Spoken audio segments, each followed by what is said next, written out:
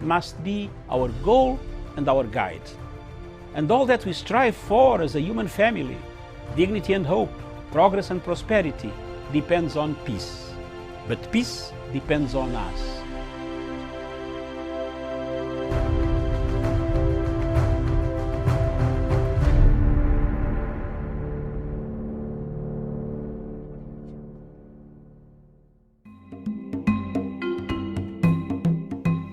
Several African leaders are on their way to Japan for TICAD conference that takes place or is taking place in Japan this week.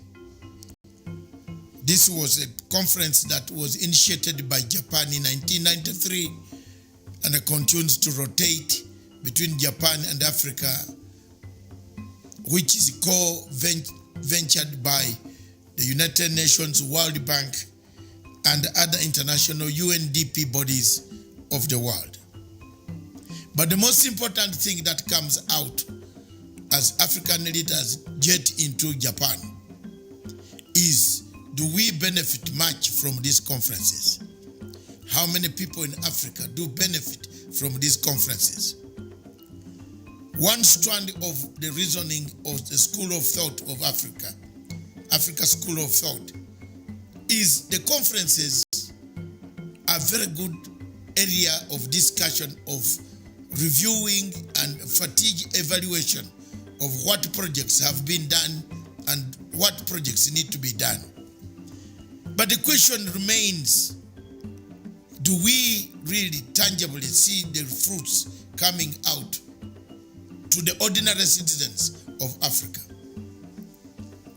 This last night, I had a tweet with Madame Byanyima, who is the executive director of Oxfam.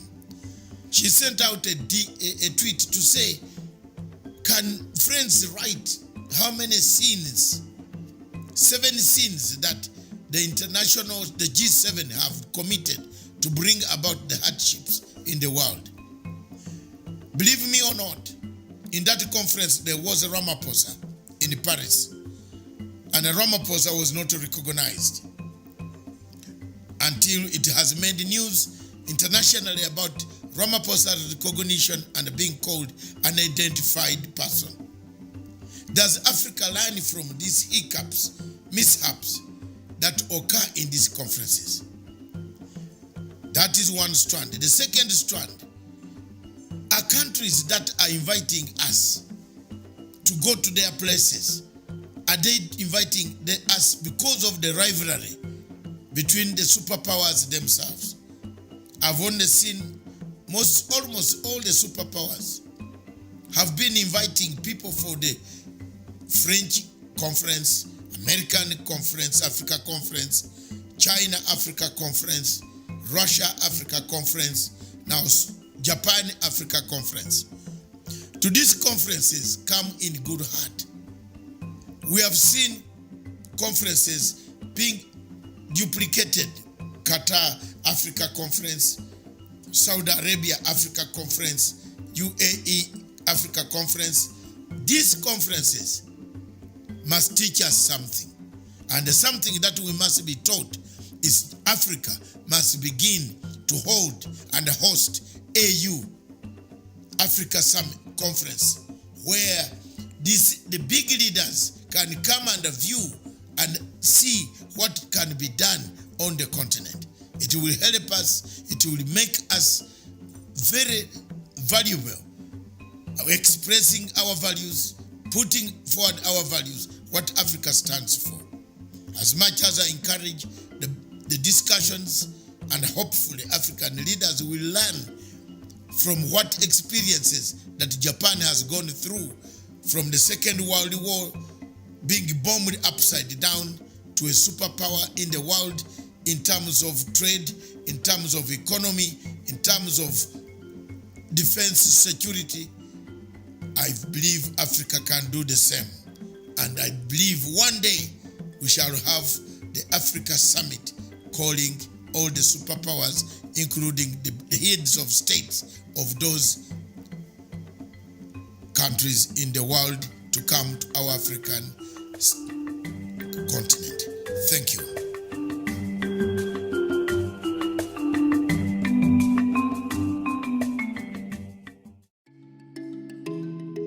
I really thought I could not live away from the busy city, away from the lifestyle, the coffee shops, and the excitement of the city. Once I was at Pana Ranch Nevasha, I felt like all the constant pressure had instantly gone away, and the adventure was about to begin. The grass is always greener, the air sweeter, the views unimaginable, and the experiences unforgettable. It's like a dream driving down, seeing the beautiful lake and just feeling that breathtaking ambience. Feels like an amazing escape from all the pressure, a never-ending vacation. Pana Ranch Nevasha offers a perfect country living home, each on an acre, with elegant house designs, with a blend of fine wood and well-curved stone to fuse with nature. Pana Ranch captured my imagination in ways I never thought possible for a home. The birds high up in the trees and that spectacular skyline. I saw the freedom that was caged and the future that could start now. Pana Ranch Nevasha, a gated community powered by Premier Realty Limited. This land was made for you. Let's explore.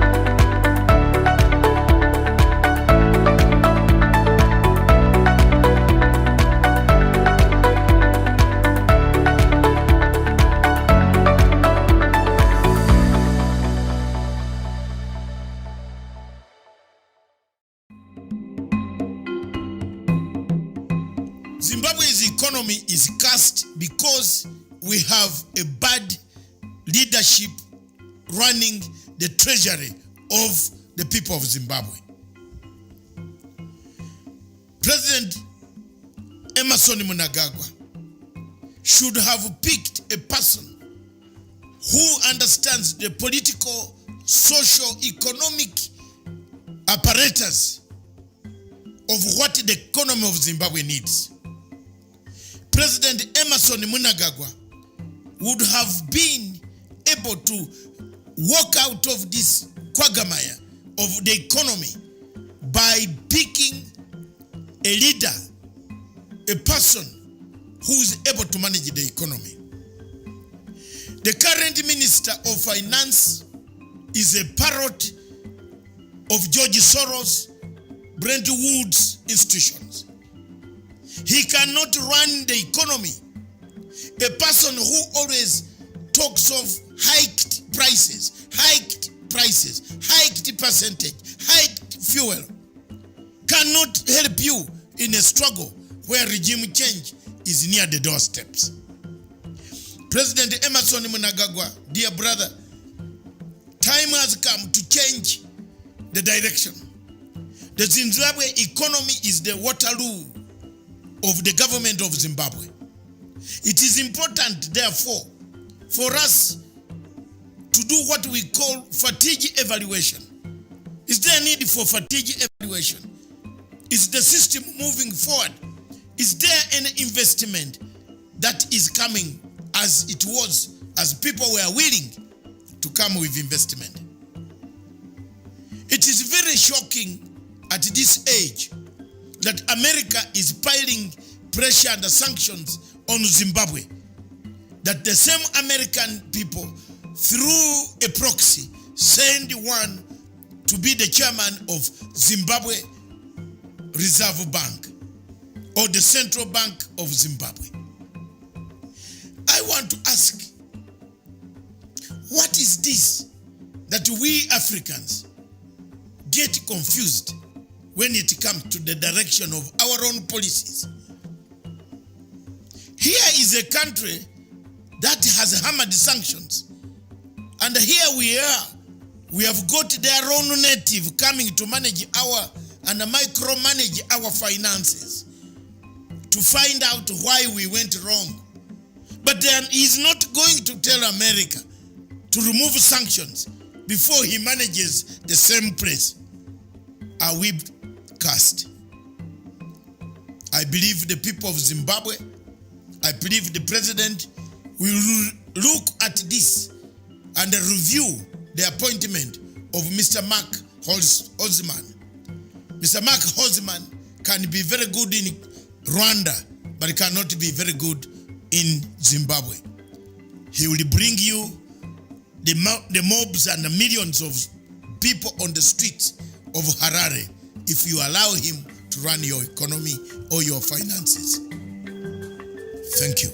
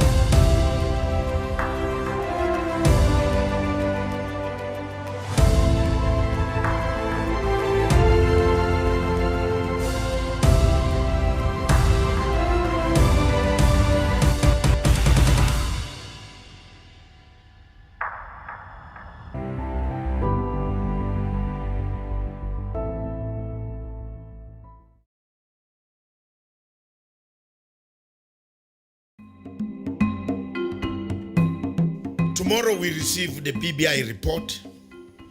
Those who have been anticipating for this report to come will see it tomorrow. The president will receive it, and the entire country will have a look at the report as starting from Wednesday.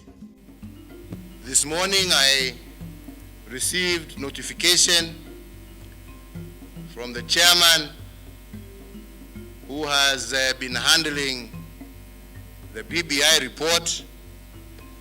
Akaniambia ya kwamba wamemaliza na wangependa kuja waniletee, and I have told them that they can bring it on Tuesday, and I assure you that as soon as I receive it, Mimi nitasoma, lakini pia at the same time nitapatia all Kenyans waweze waipate, waisome.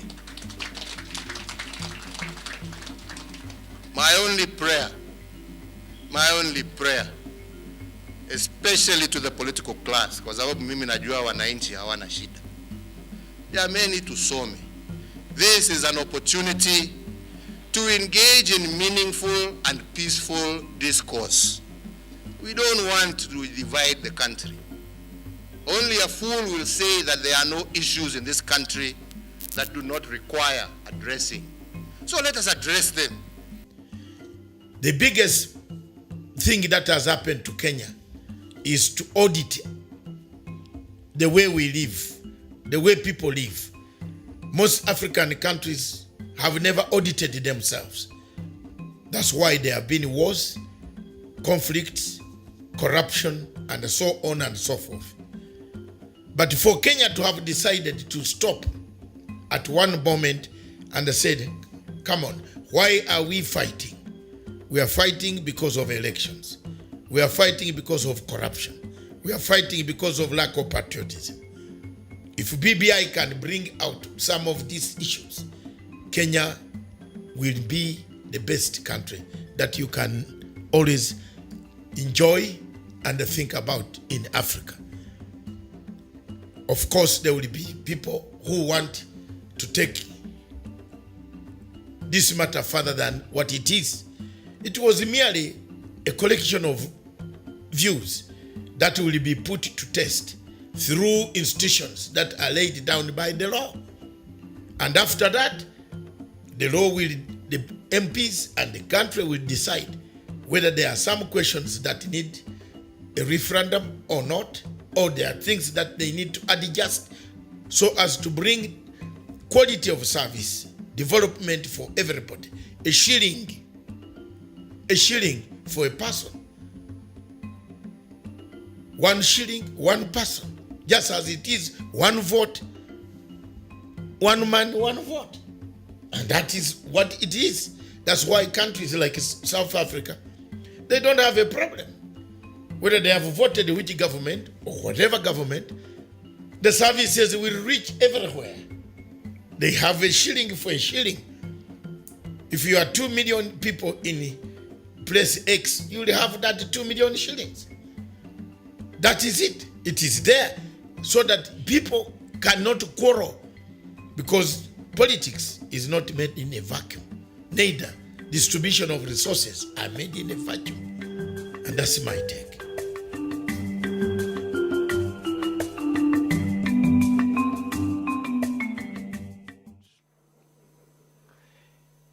You know, when one is asked to talk about leadership in Africa, one's mind wanders in many directions, because in the recent past, the continent of Africa has been the subject of scrutiny from many quarters.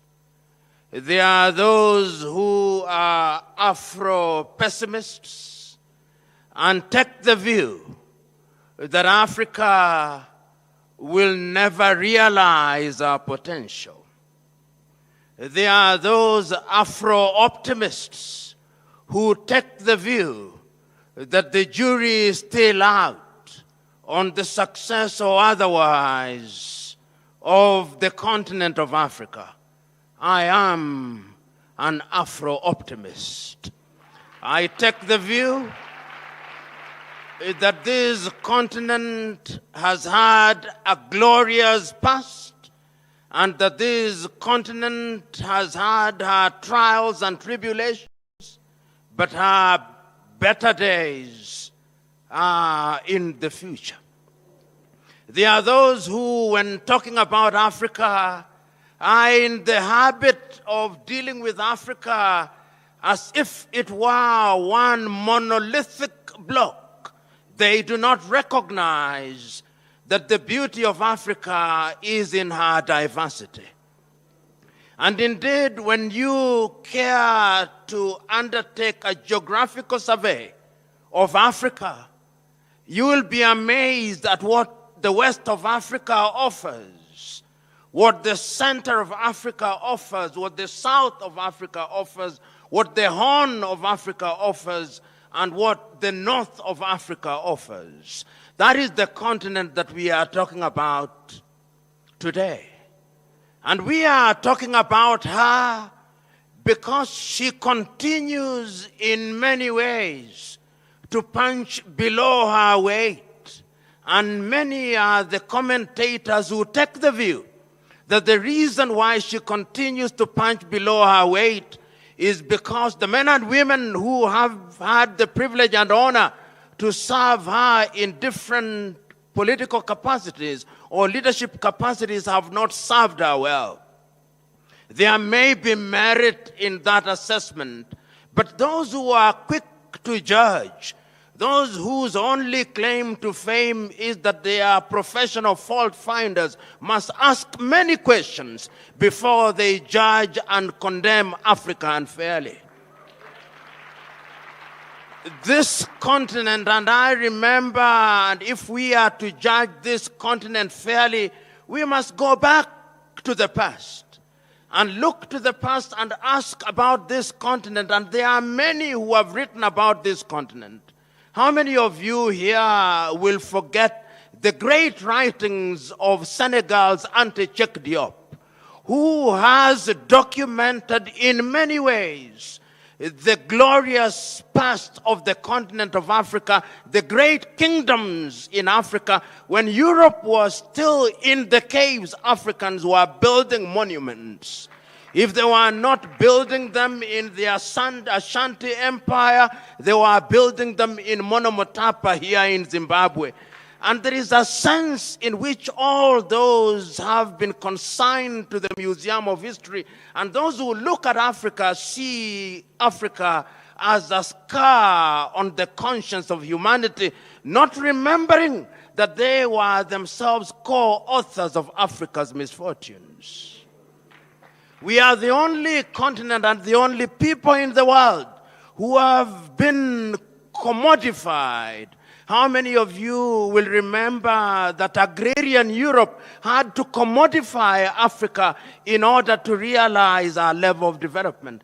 At one time in those early days, we will remember, even as we talk about leadership, that half of the population of this continent was taken away. If they were not taken away from Ghana, which they then christened Gold Coast, they were taken away from Angola. If they were not taken away from Angola, they were taken away from Mozambique. If they were not taken from Mozambique, they were taken from Senegal. If the Arabs were not taking us, the Europeans were taking us. If the Europeans in their different tribes were not conquering us, they were stealing from us. Those are the realities that we don't talk about when we talk about this continent.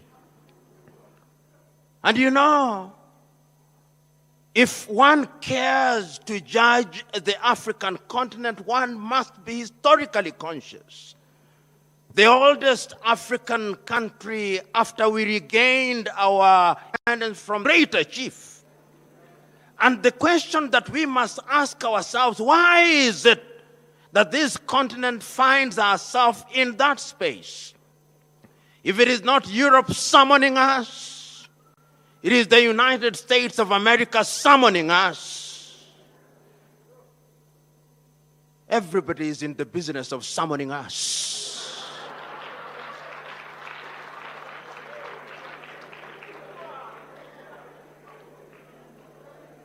One may ask, what has this to do with leadership? You know, I listened to the Chinese president speaking in eloquent Mandarin, saying how the relationship between Africa and China is a mutually beneficial relationship. He spoke about Africa as if it was one country. He did not remind himself, in my mind, that there are 55 countries in Africa, or 54 if you ask Morocco.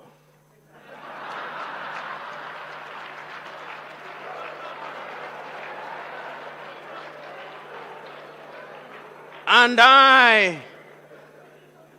listened to the Chinese president specifically mentioning the Gambia and a few other, and Sao Tome and Principe, that they were welcomed back to the world because they had renounced their relationship with Taiwan and they had now recognized the one China policy.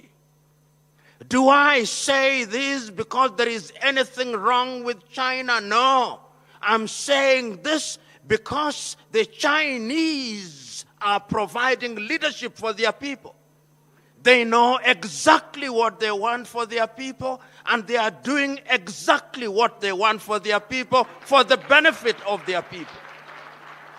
The question that I'm posing to us, do we know what we want for our people? Are we doing what we need for our people? And the answer is, I doubt. Why do I doubt? I doubt because at the end of the entire enterprise, the Chinese president said that he had given, or his government had given, 60 billion United States dollars to 54 African countries. Notionally, therefore, each country would be entitled to no more than 1.5 billion. Half of the presidents who are present in China, each one of them, half of them, can produce 1.5 billion. Sportsmen in Europe and America, including boxers, can earn $1 billion in a single bout. And we are here celebrating and singing the praises of China because they gave us 60 billion. Once again, it is a statement of their ability to recognize what leadership is all about. I'm submitting to us that when we interact with people like the Chinese, there is something to learn from them. We may condemn them at forums such as this, but there is wisdom in asking ourselves, how is it that this country, which about 30 years ago could not feed half our population, has in 30 years during our lifetime succeeded in pulling up nearly 800 million people out of poverty? How is it that every road that is now being built in Africa, whether the road is in Benin or in Nairobi, Kenya, or in Johannesburg, South Africa, or in Kigali, in Rwanda, or the Democratic Republic of Congo, there is a Chinese firm whose name I cannot pronounce as the contractor for that firm? How is it? How is it that China, which about 30 years ago did not produce a mobile phone, today out of every 10 mobile phones, we are using 6 which are from China? If it is not Techno, it is some other phone. If we are not inviting Jack Ma, we are inviting another Chinese, because we have seen that they have the ability to organize their affairs. Some of us, particularly those of us who are in the middle class, our pride is that our child is learning Mandarin as a second language, not isiZulu, Mandarin. I fear, Bishop, that in the next few years, when they bring their children for baptism, and you ask them, how do you name this child? They'll say, Deng Xiaoping Simfiwe.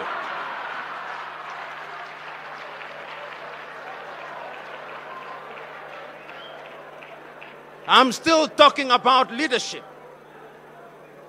We have seen what leadership can do. Leadership has catapulted China to another completely different orbit. We have seen that leadership has catapulted South Korea to a different orbit. We have seen that leadership has catapulted Vietnam, which was bombed to the ground in 1975. Vietnam now produces more coffee than all African countries combined. What have they done? The men and women who have been given the opportunity to serve those countries long recognize that leadership is about service.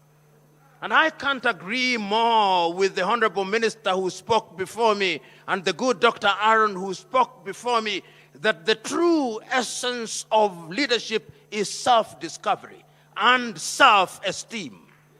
You know, where I come from in my tribe, and I know in many African communities, when you do something very well, they say, you have done it like a white man.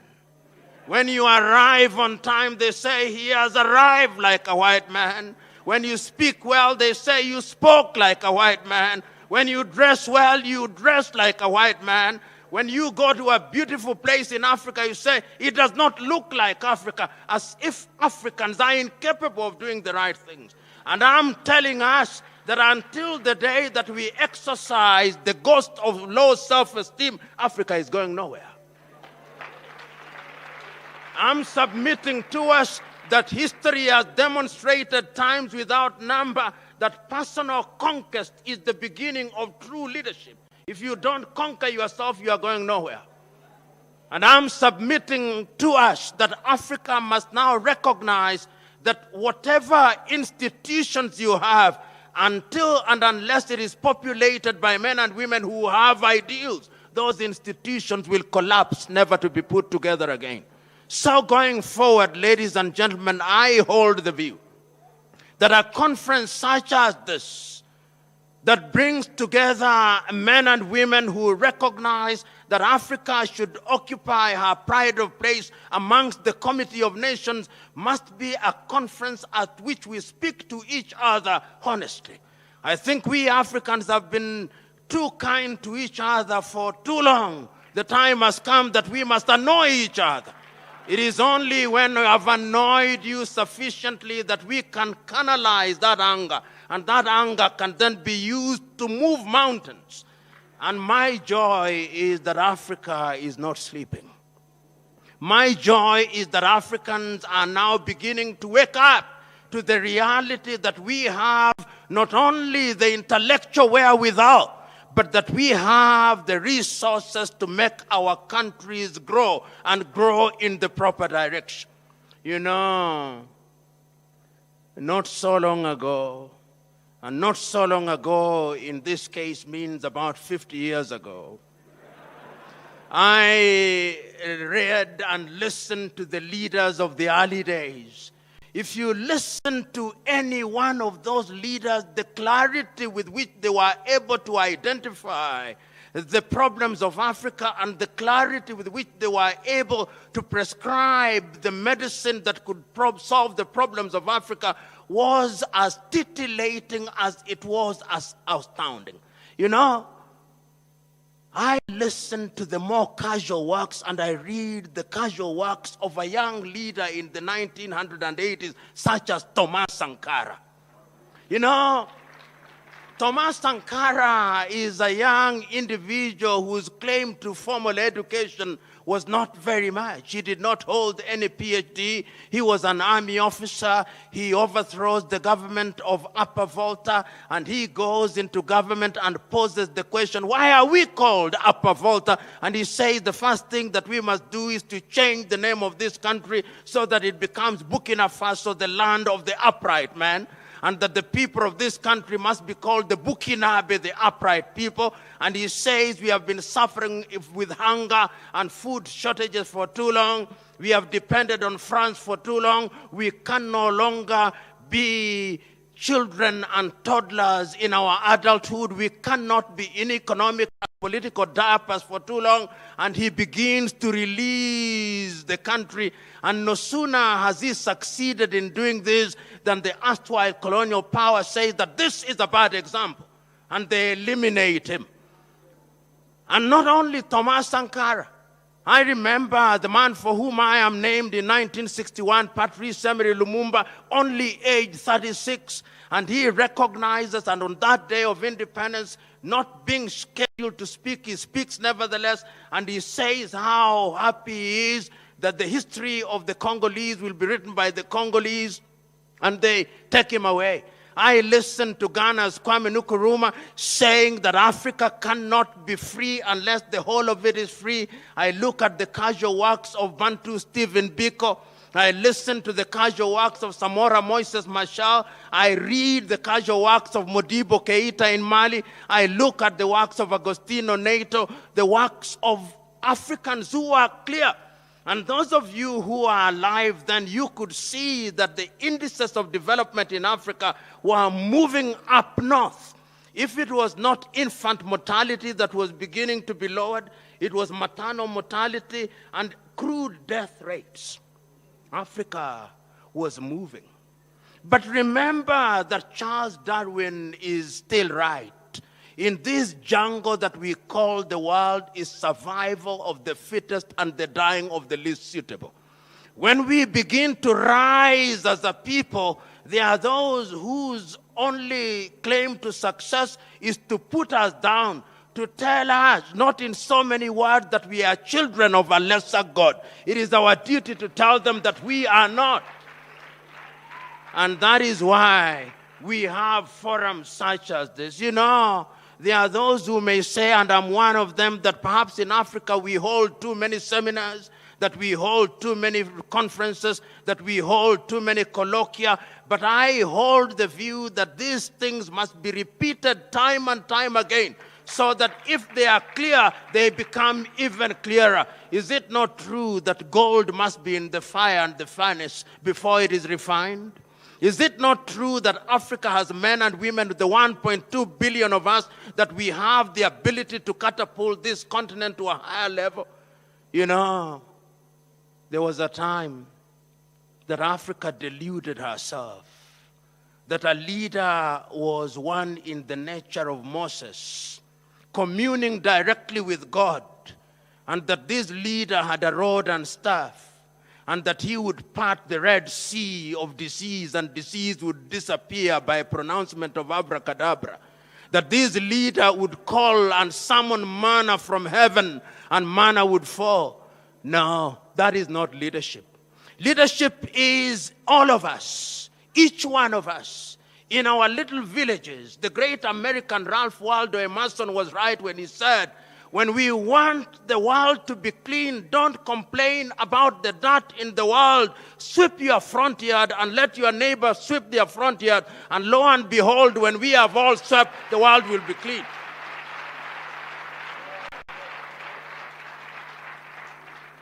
I'm now on a spiritual dimension. Mother Teresa was also right when she said, when you go into a room and you find that there is darkness, don't complain about the darkness. Take a candle, light your candle, let your neighbor light a candle, and light will conquer the darkness. You know, I've been asked to give a concluding keynote address, not to preach and pontificate. So I must now move to conclude. And in my conclusion, warning you as I do, that having sat next to a politician, when I say conclude, that is the beginning of the second phase of my speech. But let me conclude by saying the following things. That this continent is now at crossroads. And when you are at crossroads, it means that you are faced with two roads. And you've got to make a conscious decision which is the road to take. And I think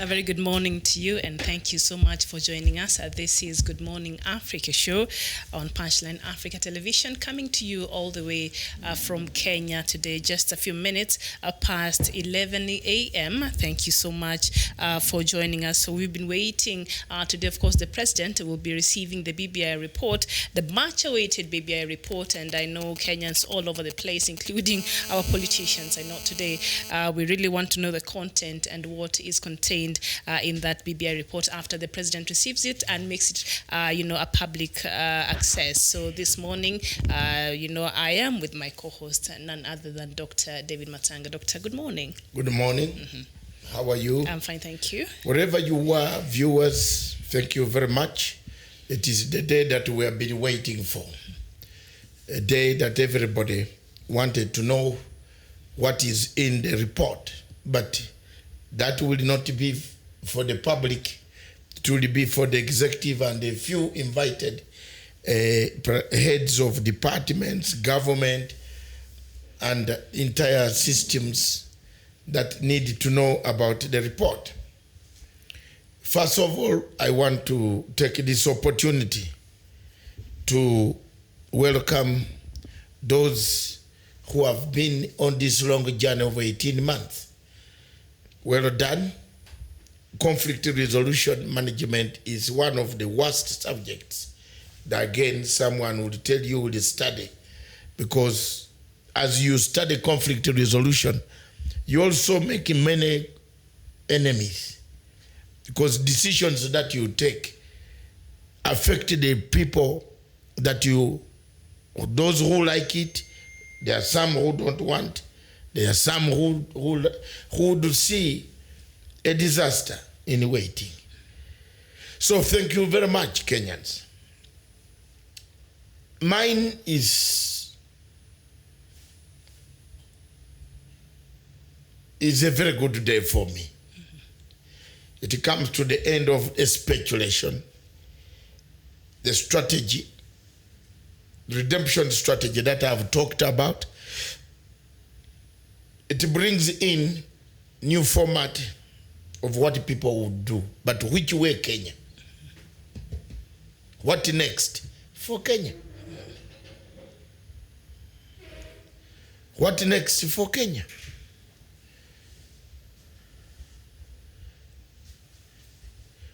What next for Kenya? It is sad that as we speak now, from yesterday and the tweets that we see, some people are saying, I'm not coming, I will not be here, we should. Yes, we have already done our condolences. I think on Monday, we did our condolences, even Sunday. This thing happened on Saturday night. Yeah, we did on this station. But life has to move on and other things must be done.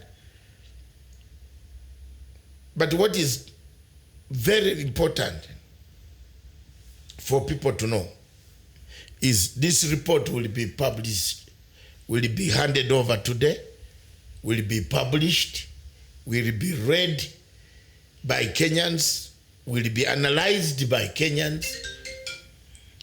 I just wish people took the responsibility of seeing through word by word of what is happening, then come up with a decision.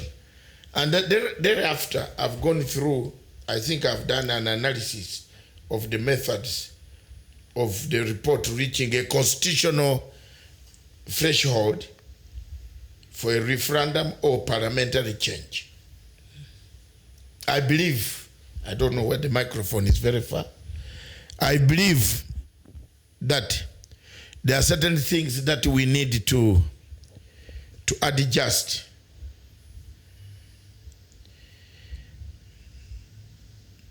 There are certain things that we need to adjust as human beings, and agree that not everything in Kenya is all right. The Kenyans are very good people. I was doing an analysis this morning When you land at Jomo Kenyatta International Airport, you meet very decent people.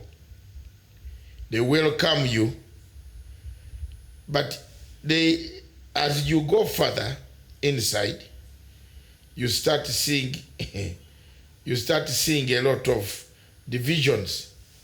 People start talking of tribes.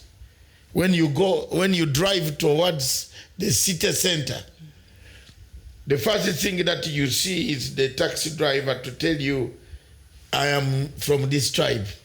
We from Kamba, or we from Kitui, or we from Maragori. The taxi driver first shakes your heart and says, what is this, where I've come from? Especially when you have come from Britain, which is homogeneous, with very many, even yellow people are there. There's purple, yellow, green. Yes, they're green people. Have you never seen them? When you see them from far, that is only joking. But yellow people are there. The Latinos. The Latinos, the yellow people, the green, the Chinese. Then when you land at Jomo Kenyatta International Airport, you find very nice airport, very organized systems, and I want to thank the Ministry of Interior. They have organized immigration. They are very good immigration officers. They serve you very well. But as you cross over, you come, you get your luggage, you want to go out, you begin feeling the tribal sentiments. Ethnicity begins to click on you. It is true. It's a very good country. It welcomes refugees. It educates refugees. I'm a refugee. Not in Kenya, but we pass through Kenya, at least. And we got whatever asylum we have got, wherever we are. Kenya educates refugees. Kenya pays for refugees, takes them to school. Some of the refugees Kenya has educated have become presidents. Kenya has kept refugees who have left this country to go and lead their countries. In Africa, we have several examples, ranging from Dr. Milton Obote, Idi Amin, Okero, Museveni, Kagame, several people. They have lived here as refugees. In these places of Buruburu, Uruma, Kilimani, where they have lived here. And Kenya is a very hospitable country, very sociable place. But here we are. Here we are. Mm-hmm. We divide each other, ourselves, we destroy each other when we hear the word elections. Everything changes in Kenya. Everything changes in Kenya.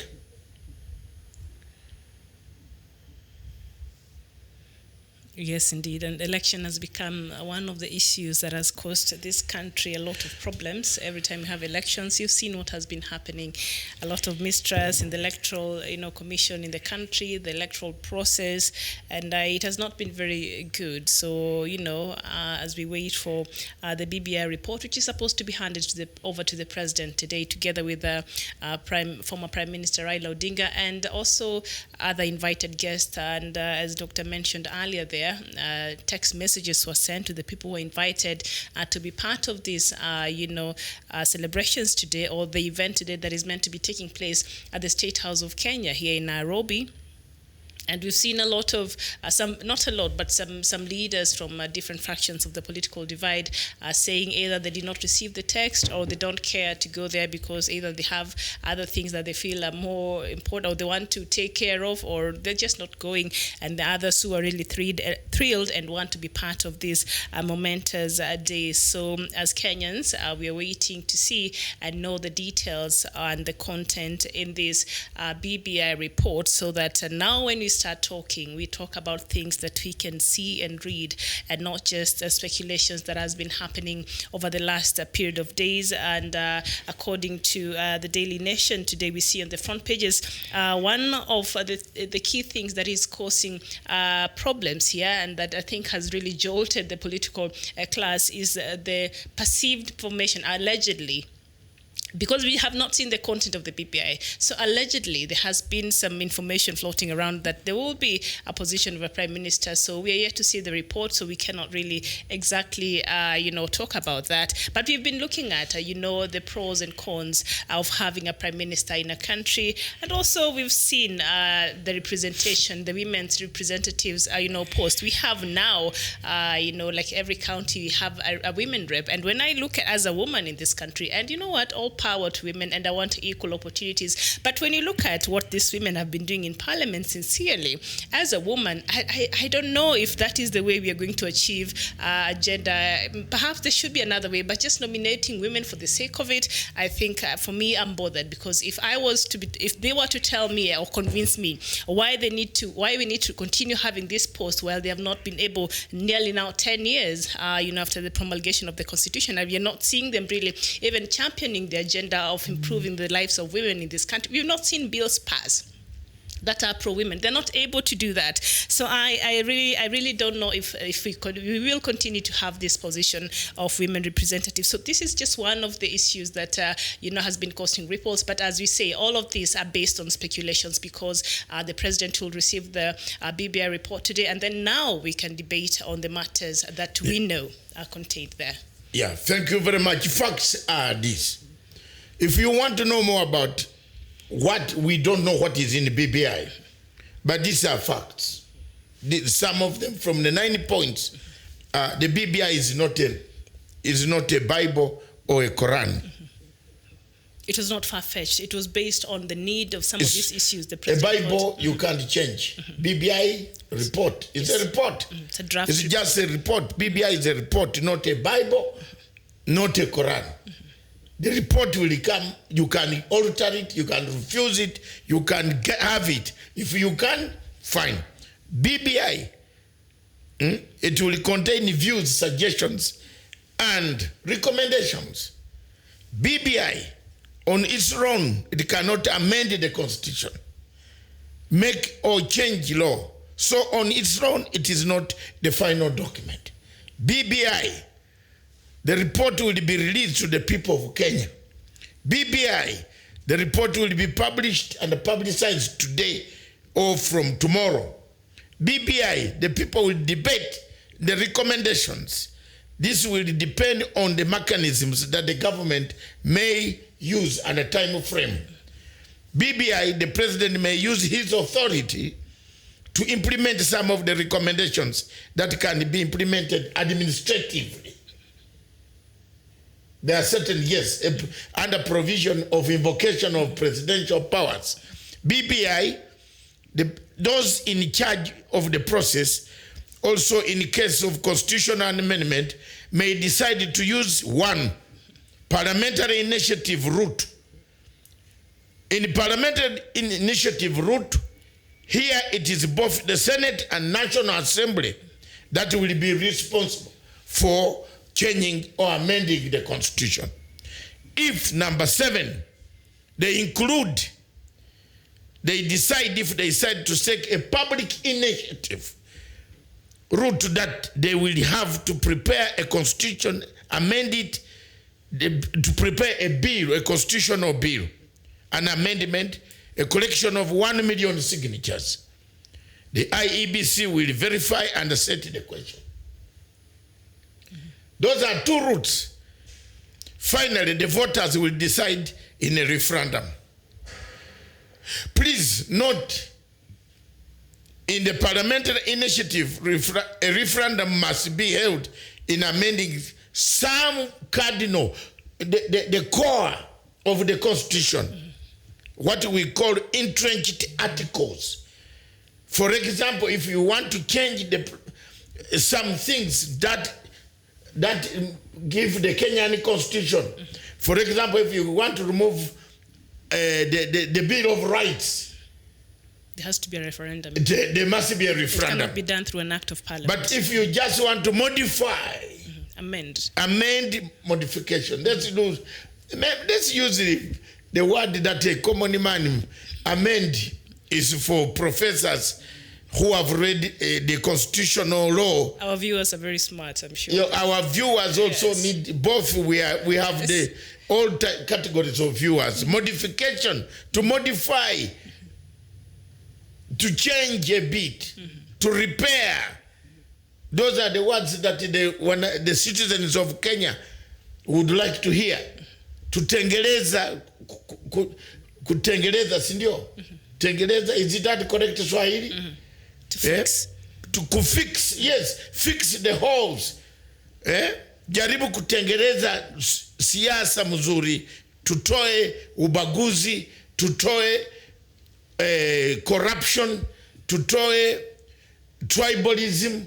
Those are the things that the Kenyans will expect from this. Tutoe mambo ya kupigana makati ya kura na makati ya after kura. Tunapigana kila siku, kila miaka 5 tunapigana. Tuko kwa barabara, tunatoa mashati, tunatoa mavesti na biato, tunataka vujo, tunaleta mavurugano, tunaleta bita kwa barabara.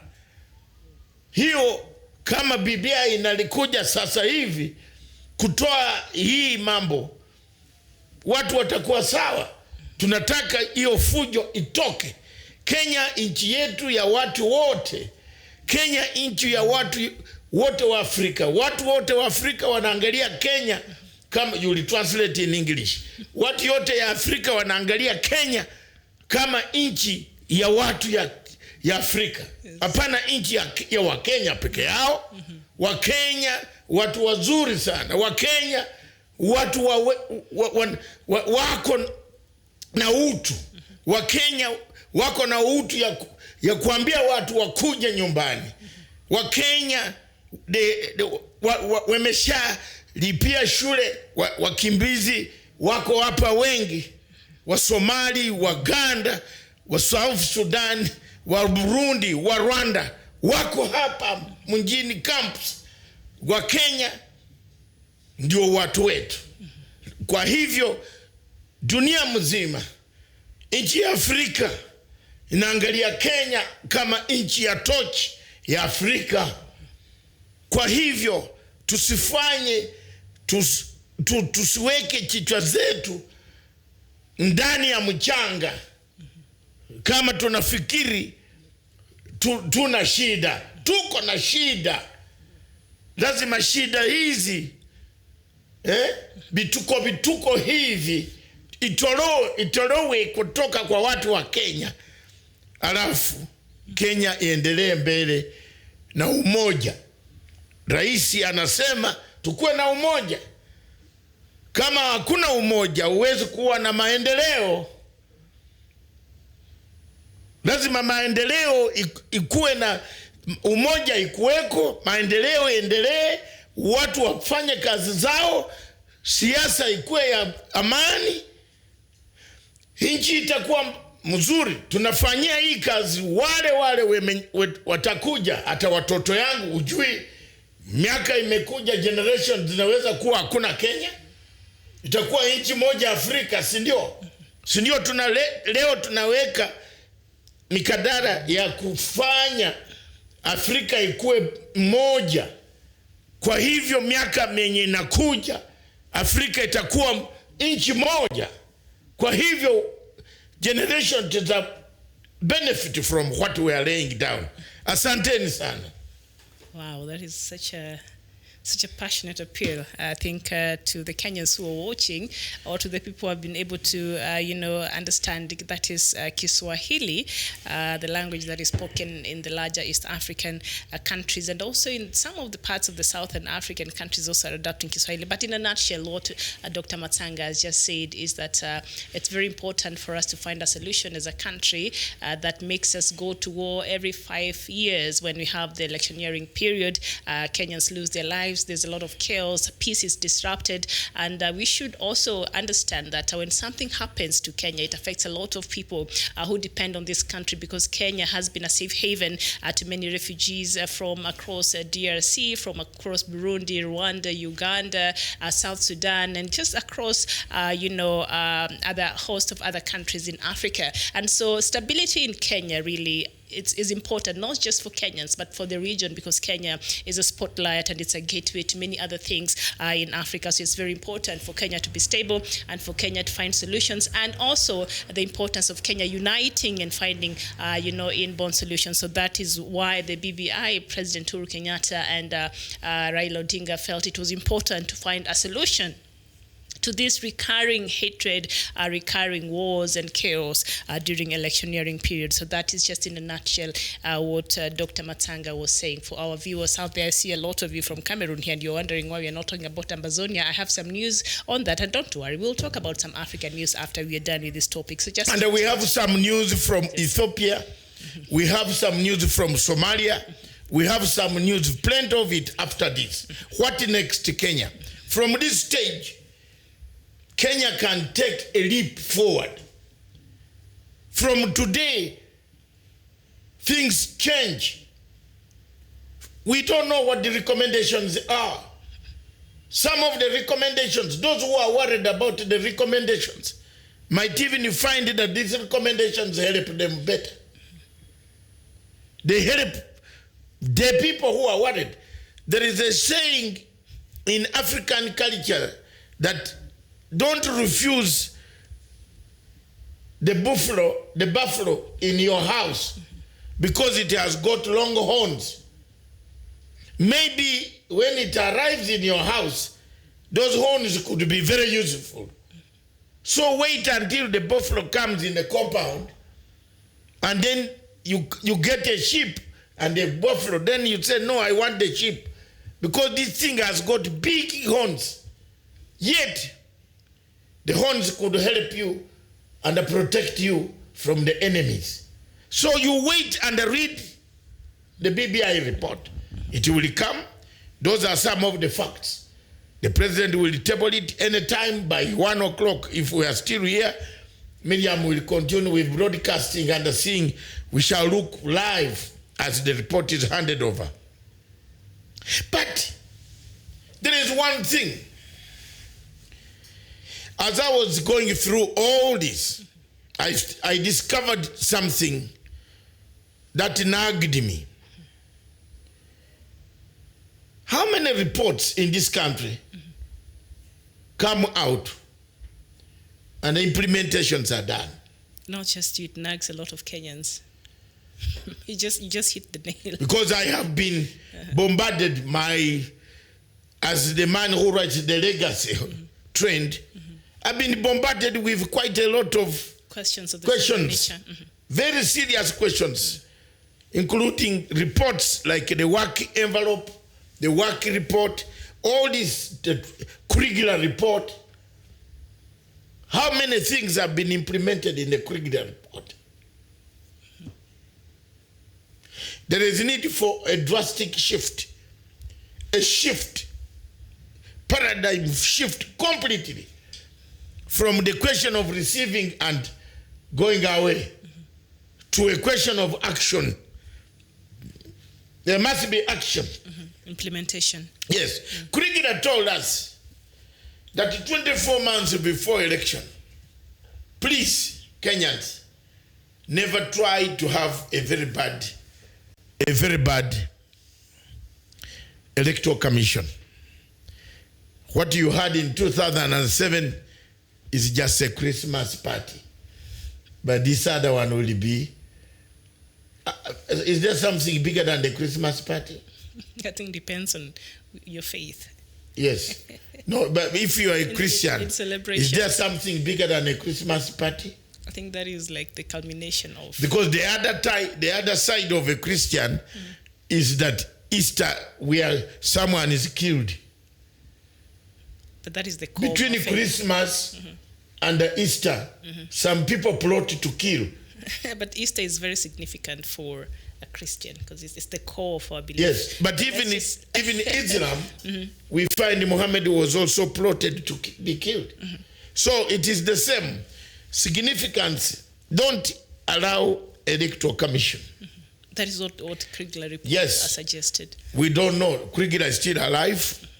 His problems, he might be called, because already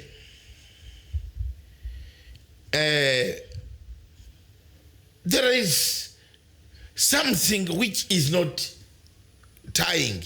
What is the worry? What's the worry? What's the worry? I wrote an article this morning. What's the worry? Whichever way, east, west, south, north, redemption must occur. If you look at what is going to happen to Sudan, South Sudan, you are coming there now. You have South Sudan in chaos. Yes, and the American ambassador has pulled out. Has recalled the ambassador for some And conversations. you know now, when America pulls out ambassador, we are gone. So look at those type of countries, and then you Kenyans, when someone wakes up, the president wants to clean these politics so that there is no bad politics of you telling the president, we are in Pokot, we are sat here in Pokot, we are in Pokot, we are not coming. You are leader of a majority in the Senate. Childish, adolescence, juvenile. Why did the Kenyans elect such a person who cannot even manage an affair of a Senate, reduces the Senate to a talking shop, a laughing stock? I am not coming, we are in Pokot. Yes, people have died in Pokot. Yes, because money is stolen from the dams. The money that is meant to make this, harness this water, either from down through pipes, is the same money that has been taken. Okay, what does the government do? It needs to address these issues. Everybody has paid condolences. Everybody has said, the president has sent the deputy to West Pokot. I don't think the deputy president just picked a plane and said, I'm flying. They must have had a conversation. Yes. So, when you have a whole majority leader, Senate, on Twitter, fixing this country and confusing this country on Twitter everywhere, at times, I don't know. They say leadership comes from God, but I don't think this one came from there. He should be able to rally people to say, let's listen to this document. Let's listen to it. Let's interrogate it. Let's find out why some countries go to elections, like South Africa, it finishes elections in one week.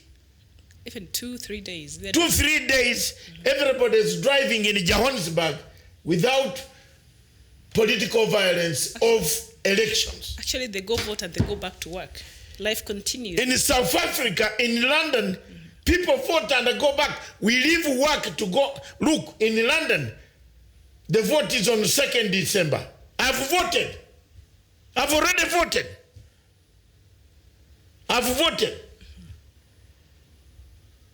It is gone by postal order. You can take your vote. My wife has delivered it in the post. It is gone. I've voted for Labour. I don't need to tell a lie here.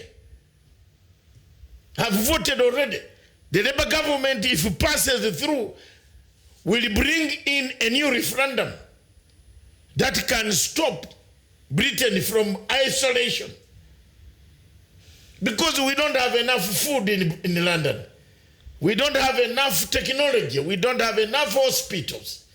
People go across to get the technology in the European Union.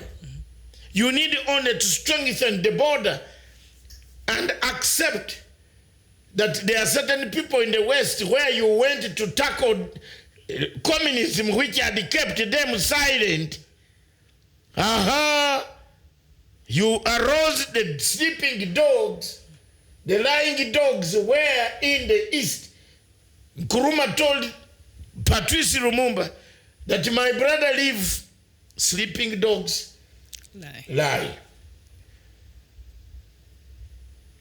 The West went and broke up the communist states.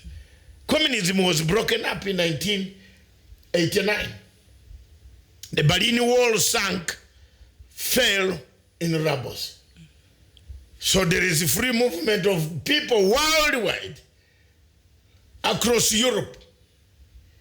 For us Africans, we are given restrictions.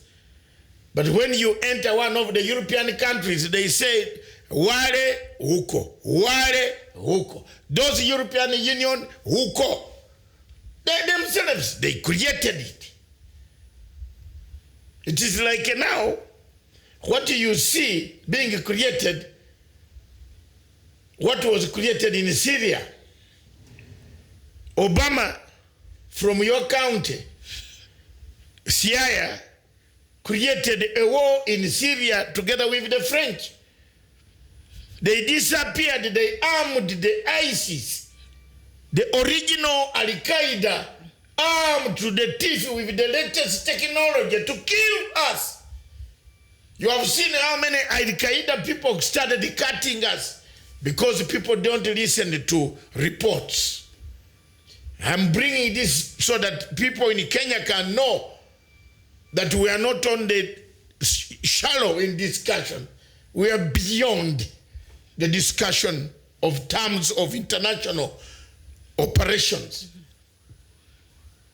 The BBI report must be discussed, internalized. We must sensitize the people on what they want to think about the report, what way forward they want to take. Indeed, and also for other people who are opposing for whatever reason they feel they are opposing. I think even as they oppose, normally it's very important if you could give even options. And also there was a window of time that Kenyans were allowed to go and give their views. I wonder if a lot of these people who are now not agreeing with the report had took their time to work, to go and give their views, and then maybe they would come back and tell us, you know what, this is what I had suggested, but it did not make it in the last draft. But a lot of these people did not even bother to go give their views when the BBI committee was going through around the country to get Kenyans' views. But also, even as they do so, what is other remedies? What are other options that they are proposing? But that can only be possible. That conversation can only happen after this report has been made public. And then now we can talk about the content that we can see, because right now we don't really know what is inside the BBI. But if they should not just criticize, also give options. If it is fighting corruption. And solutions. Sorry, Miriam. If it is fighting corruption, haki, let it fight corruption. Wale wataki kukuja, msikuje. Watch I fight corruption. I wish I was like Uhuru. If I were Uhuru, I swear I would tell some people, if it is fighting corruption, this corruption has taken every Kenyan is looking at President Uhuru Kenyatta. Kwa nini hakuna pesa kwa mifuko kwa ya watu? Mifukoni haina pesa. La, wacha nizungumze Kiswahili yangu ya Msasani huko Tanzania tena. Mfukoni hauna watu wana pesa. Watu wameiba pesa. Waizi ndio wanasema wataki kukuja. Waizi ndio wanasema tutaki watu yetu kukuja. Waizi, Oscar Usudi mwizi, anadeta mahindi hapa kutoka Uganda, inajaza huko Rift Valley. Wana angalia hiyo. Sasa who is leading this brigade? You corrupt people. Who? Then there is no money in the people. Now you don't want the situation to be rectified. Waambia wazi. Mtupe hii kitu kwa watu wazungumze mzuri, tuende Wakenya wataenda kwa ballot. I swear there is no Kenyan who is going to vote for corruption to exist amongst Kenyans. No. That will be a Kenya from planet Mars. Or a Kenyan who has benefited on the loot from corruption. Yes. But we all have agreed that we need punitive measures when it comes to the fight against corruption. Because as it is now, it's very lenient. The laws are lenient. That's why a lot of people get loopholes and get away with some of these things. So, in fact, that is one of the things that I'm really interested to see. What are the Kenyan suggestions on how we should deal with corruption matters, especially those ones involving, the public funds. The people who have been put in these places and they go and defraud the public. I really want to hear from Kenyans from this report.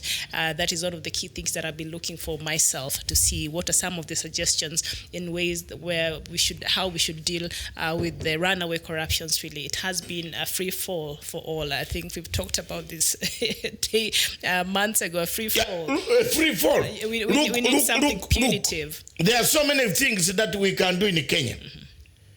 For example, this report, I hope it touched alternative mechanisms of justice. Okay, let me teach again. You know, teaching is very good. If you're a lecturer like me, you have to teach. That's why people, some of them on their television stations like a Citizen, if you have not educated enough to handle Matanga, you can't handle me. Because I know lots of things which you don't know as an nobody here. Who? Show me. Show me. We can balance the heads with people. Bring people, then we can have Professor Kagwanja. Let's enjoy it. Professor Damba, the rest, wacha tuingie kwa kiwanja. Sikiliza. We have been complaining about this man called Maraga. The cases are plenty in the court. Kenyans need to discuss another alternative mechanisms of justice. Mwenye mtu anaiba kuku, someone has stolen chicken, should not be taken to waste the court's time that you are sentencing a thief or a magistrate to sentence a thief. We should look for alternative mechanisms, reinforce those mechanisms that can make a chicken thief in Busia. That was where Busia was caught with chicken. Yesterday I saw in Kisi, I saw in Myron, Uganda, 2 Banyankole boys being caned by the village chiefs. That's a mechanism there in Uganda. You saw that picture going around. 2 men stole matoke, very good matoke. They stole even some coffee. So the thieves, they tied them with the matoke to go in the village, lie down. They were not hitting them anywhere here, buttocks, but caning them. That's another alternative punishment for petty thieves. For high robbery technique, guns and so on, take to the court. Murder, take to the court. Kenyans should discuss in this report, if it comes out, alternative mechanisms of justice. But also very interesting, Maraga also had suggested the same, and he was saying when it comes to corruption, there should be a political solution. He had suggested a political solution. So Maraga also had suggested that the courts are overwhelmed. Miriam, there you are. But what would that look like, a political solution? Please paint a picture for me. Yes. Miriam, there you are. Knowing our politicians. Maraga is suggesting that if you have stolen, let's do Mugabe way. Call all these cabinet secretaries in the State House, remove all their telephones, and tell them to start writing the accounts they have worldwide. Begin there first. That's what Mugabe did. May his soul rest in peace. May Mugabe's soul rest in peace. He did that. And all ministers, including Mnangagwa. Yes, including Mnangagwa. Mnangagwa by then was a Speaker of Parliament. I'm telling you in the name of God. All the ministers were called to State House in Zimbabwe House. I was there. Remember, I've been a PR man for President Mugabe. May his soul rest in peace. A great guy, a great son of Africa. Spoiled by a bad woman. But the greatness does not go away. He called all cabinet ministers. He says, telephone, huko. Handbags, huko. Get a writing pad. Each one was given a booklet, a writing pad to write your accounts. How many accounts do you have? Where have you banked the money? How much money is on that account? And when you finish the interview, you go through there and go to one of the police stations. Be locked up. And that's what it happened. The bodyguards and the PA who were waiting outside in the compound for a day, the whole night, the whole morning. When he finished with the ministers, he called the bodyguards and the PA, those who claim to be wearing suits on behalf of this. You also, you are arrested. Sit here, write everywhere. Your boss has been calling, sending you. Oh. Yes. Yes. This happened in Zimbabwe. I was there. Ministers wrote how many accounts. Do you know how much money Mugabe collected from foreign accounts? Plenty. One person, one minister who was the Minister of Finance called Kurunei, Honorable Kurunei, a well-educated IMF official who has lived in Canada with a Canadian passport and had properties in South Africa. This is a true story. Kurunei, they did not close their 2 accounts and houses in South Africa. Okay, Mugabe said, you know, everybody did not go home. People went to police stations. They slept there, ministers quietly, sit there until the president calls his national intelligence, the CIO director to cross-check quickly. The information. Yes, is this money there? Yes. This one is there? Yes. Go and release. That's what Mugabe did to the minister. Got one minister of finance called Mr. Kurunero. Kurunero did not declare all the truth. Do you know how many years he served in prison? How many years? 3. And Mugabe ordered 4 kids to be brought every evening. If you look at Kurunero today, he's counting trees. Have you seen counting trees in the town? Poles of electricity. 1, 2, 3. Talking on himself. Why was he tortured? No. The shock. Yeah.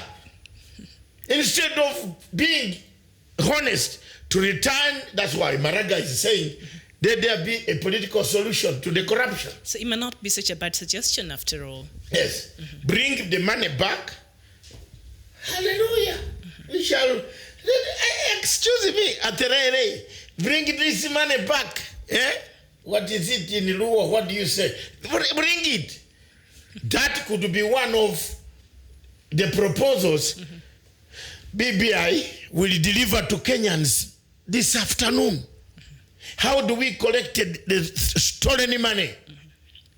A man has stolen the money and built a mansion, built an airport bigger than Saddam Hussein's in his own compound. What about if the plane misses you? All the children under you, you go down. You know, people, you know, we have, this world is very bad. I think, who sang that song? Jim Reeves. This world is not my home. I just passing through.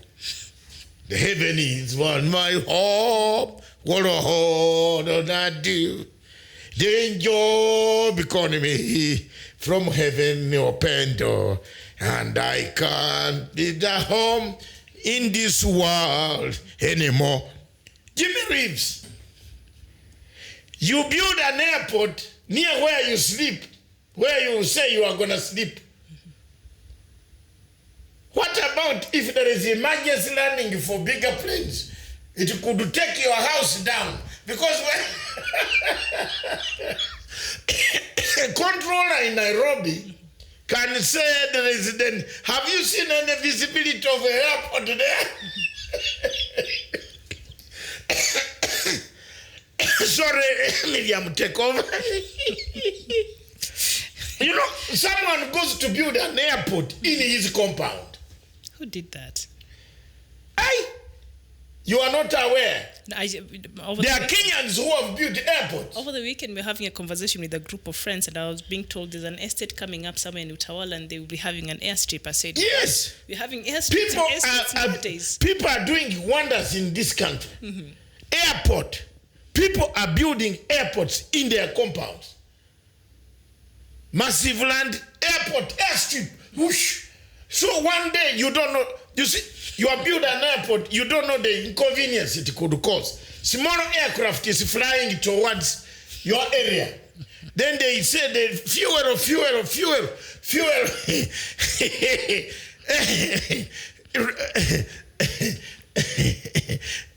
Radar station, radar, over. We have run out of the engine. One engine is over. They say, no. Do you see any visibility of a nearby airport? Yes. Hey, wewe uko kwa nyumba ndani. Unalala. You are sleeping in the house. A plane is coming to land on your airport at night. And this is going to... You see, when you are building things in Africa, let's first of all, you know why the Bazungu are so... I don't say they beat us. No, it is us who have fallen to pieces ourselves. If you are building an airport, ask everybody in the whole feasibility study. The Muzungu sees the consequences of this type of project. One of them is that it could one day host a very big plane or a two-engine plane coming without your notice. So Muzungu takes safeguards. Before they give you a license to build such an airport, you must justify to them that you will have permanent lights on that airstrip, whether night or daytime. Whether Kenya Power is off or whether Kenya Power is off or not. You need to find ways. Yes. To make sure. Here, we have just built. We have just gone to build. Buhari has just built several airports in his compound. Airstrip 1, airstrip 3. Buhari, that tall 6.1 feet man, is very bad. Mobutu must have set the way for them. Now you go to Congo, DRC Congo. This is why Kenyans should clean this mess now. You don't want to see what Mobutu's home looks like. Look at what Mobutu's house looks like. It's a very sad, shadow. It's sad. Nobody. It has not even put into national shrine archives as a museum. It cannot be. Nobody wants to visit a museum that slaughtered many Congolese. So when you are building these big houses, sleep on the street like a matanga. Yes. Some of us sleep very badly. We only pretend on this show, but we're in a bad shape. We tell the truth. We sleep very badly because we don't want to be corrupt. If you are corrupt and you use your name to amass, the airport will come. The plane will arrive. Two-seater plane. It has refused to go. inapanda inakataa, anasema, do you see anything down the land? You know what? That time, that airport, your children will be playing on it. It cannot be that close to a house. It's No, it is. A few miles. It is. I will show you some of the pictures which we have seen. Aerial view. When you fly over. Try to hire. Well, one of these days, I think we shall go for an excursion in west or south. People have airports. Houses, mansions. Have you seen how the governors in this country, each governor wants a new house? When he has not built a clinic for the citizens of his county, but he wants to sleep in a palatial home, welcoming guests, also having several servants, operating like a president. This is happening in Kenya. So you don't want this report to address those type of things? Doctor, you're talking in parables. I wish you could name these names. I'm really curious. There were governors who had one wife. They have several wives. Oh, no. They have married. On top of the several wives, they are concubines. Have you ever heard of a conference where governors are? You just go and find a hotel accommodation if it will be there. Kila mtu kutoka kila pande ya Kenya ako kwa hoteli. Nangojea so and so. Unaona hata wengine bodyguards wanakuja kusema huyo mtu ya mkubwa usikushike. So wewe huko unataka mpaka huko. Didn't you see a minister who took ugly women to Brazil? You cannot call them ugly. The beauty is in the in the beholder's eye. No, between me and you. You cannot call them ugly. Salsa, you dance salsa. You like it. Do you like salsa? I do. You dance it? I do. Have you been told the story of salsa? I love salsa and tango. Tango, salsa, they all come from where? Argentina. And Brazil. But Argentine, the tango is from Argentina. Salsa is from Brazil. Okay. I who went to Rio de Janeiro in 1982. Wacha nikuambie. You don't need to carry an African from here. It's 20,000 miles. Baggage. You rather go alone in Brasilia or Rio de Janeiro and go to the pub, buy your beer, stay there, and you watch behind, you see salsa. This is daytime and the children are watching. We can't go beyond that. Thank you very much. Thank you. I appreciate that. The salsa. Now let's go back to the beauty. So we have corrupt people, corrupt minister. He leaves a javelin thrower called Yego, who was going to get a world prize for Kenya, and the Lord's Calicos. He brought honor to this country. He brought honor, but he loads the Calicos on a plane. Pays. The officials pay for Calicos. Our viewers don't even know what Calicos are, our new viewers. No, all viewers know what Calicos are. If they have read the lion and the jewel, the arrow of God, the things fall apart, you know what Calicos are in literature. Good. Yes, and if they don't know, Nganga is there to explain. You see? Nganga will explain. Mr. George Nganga, you can explain the meaning of a calico. Why Nganga should be the one? Yeah, he's already. Have you seen the comment he has done? Nganga, thank you for joining us. Thank you for joining us and crashing on Miriam.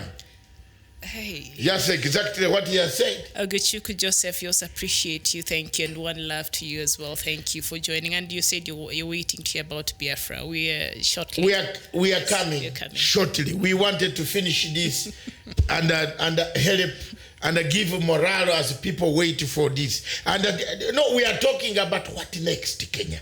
Look at the things that have happened that are shame us. They shame you. A gentleman who works as a receptionist at NISF. Sorry? NI. Is that National Insurance. National Hospital Insurance Fund. NIHSF is correct. Again? National Insurance Hospital, what? National Hospital Insurance Fund, NHIF. Yes, NHIF. Good. A gentleman who works there has got a helicopter. A receptionist. A receptionist has got a helicopter. He has got 8 houses. Townhouses. And he has bought a judge in the judiciary. A white V8. No, a Range Rover. Which is a Range Rover. This is a true story. That Range Rover was parked all the time in the court. When I flashed this story, the Range Rover was removed. Now, you tell me, if we Africans are not wrong people to have been on the planet, who are we then? The man does not want even to fly or to drive through these 8 V8s he has and a Range Rover. He flies to see, to watch the people who paid the tax suffer on the traffic between Nairobi and Sekimayo. Yeah, because he's too important. He can't sit on the traffic, so he'd rather just hire. He flies. Take a chopper. Now, if you ask Mr. Justice Maraga, where is that case? How far has it gone? The judge, Chief Justice, transferred the judge that was responsible. the Kisii lady to Kajiado. I've now named a girlfriend who is not even the wife, a side dish, whom we call kalikos. Side dishes in African culture are called kaliko, kaka, katoto, kababy. In Uganda they call them babies. I'm flying to Nairobi with my baby. Dr. Matsanga give us accommodation. Am I a hotelier? There are hotels. It's happening. Are you a travel agent? I have become a travel agent. You know? These are the things. In Nigeria, look at what happens in Nigeria. Because Nigeria did not sit down to audit itself like Uhuru Kenyatta and Raila Odinga have said, let's bring the country to a stop first. The last time Nigeria audited itself was the war between Ojukwu and General Yakubu Gowon. That was like some 50 over years. 67. 62 years ago. Yes. 52, sorry. 52 years ago. Nigeria came to a standstill. The guns were stopped. The guns were stopped. Everything was stopped. Everything went down. Nigeria audited itself. It began a new journey. Somewhere in the middle, stupid Obasanjos, the French mercenary army operatives, they disrupted the way of how the way Nigeria has to be. Today, as you speak, Nigeria is not Nigeria. Even the people who are from Nigeria have gone mad. And let's speak the truth. They are mad. Mrs. Buhari has banked 2.5 billion shillings in an American bank. Dollars, sorry. Dollars. She's eating it. And she seduces small boys to go along with them to eat this money. Look at what is happening. The richest man in Nigeria is called who? Aliko. Where does he advertise his? I see a lot of his advertisements on CNN. CNN. Is there no African TV that can advertise Mr. What is his name? Aliko Dangote. Very rich. He can actually pay all the salaries for Rwanda for 200 years. He can pay all the salaries for Burundi. He can hold 200 elections in Burundi. He should probably sponsor Burundi elections coming next year. You know, Burundi was crying for $280,000 to host the election. Imagine, Aliko Dangote can do it. But look at where Aliko Dangote advertises his. Aliko Dangote is a businessman, so he's just looking out his own interests. Do Americans buy iron sheets? That's why. Do Americans buy iron sheets and export them to America? That is what I've never understood. Whatever do Americans buy Aliko's cement? They don't. Do Americans use Aliko's telephone? No. Do they use his planes? Why doesn't he give Matanga punch in Africa to advertise?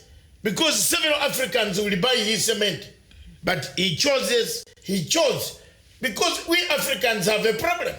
They don't want us to talk. Some African here in this Kenya does not want Uhuru Kenyatta and this man to discuss what has gone wrong when he has stolen the money. That's my point I'm making. Thieves have joined hands to steal. Go ye. Go ye. Iba. People. And then they go and incite people against Uhuru Kenyatta, poison everybody that Uhuru Kenyatta has made everything bad. The same people who have stolen the money, the same people who have corrupted, got the tenders, the same people who have supplied hot air. Niambie, tuko wapi? The same people who are part of the government. Tuko wapi? They are criticizing. They're also part of that government. There you are. Nigeria went wrong, went sour, went down the drain. Hallelujah! Went down the drain. How can you be in a country? PLO Lumumba is in Abuja today. No, in Lagos, sorry. He could not travel to his hotel appointment because he had to walk to his hotel appointment because of the jam. What was the jam? Petrol. That's Nigeria for you. It produces the number 3 producer of crude oil. But outside the petrol station, not a single petrol drop. Are we fit to be on this planet? We Africans.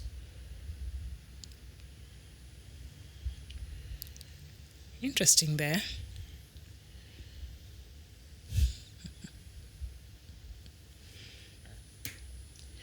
Abdi Aziz Ahmed, thank you so much. You're saying, tell us more about BBI.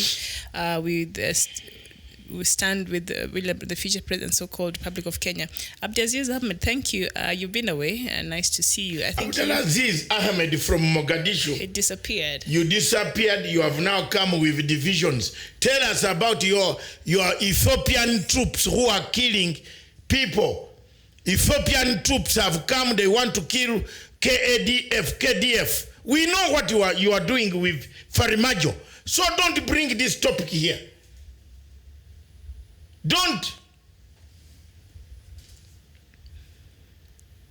There is something wrong going on in Jubaland. The vice president of Jubaland is in a hotel in Mandera. He can't travel. The Ethiopians want to kill him. Don't bring this thing here. I'm asking you, Farimajo. Why are you doing this? The deputy president of Jubaland. Of Jubaland is holed up in a hotel in Mandela. Which is equally unsafe because he cannot travel to his country. Oh. You can see that. And then Abdullah Ahmed Aziz is talking of what? Ethiopia is trying to destabilize the region together with Eritrea. I don't know what Dr. Abiy has found in Afeki. I don't know. They have now united on a common enemy, but I'm telling you, the backlash on Ethiopia is going to be big. That Ethiopia, the kingdom. But you know, so you know, there is one thing that an Africa, someone told me. The vision came to me. When you kill a king mercilessly, you are never forgiven.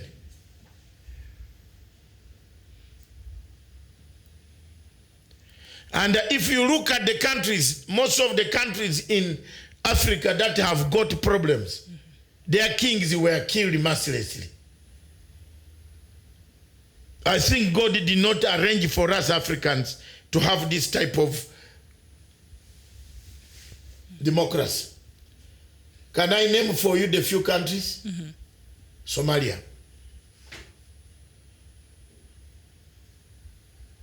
Libya, Ethiopia. Let's go. Uganda, Rwanda, Burundi. Let's go. Look at it. Their kings were slaughtered like a chicken.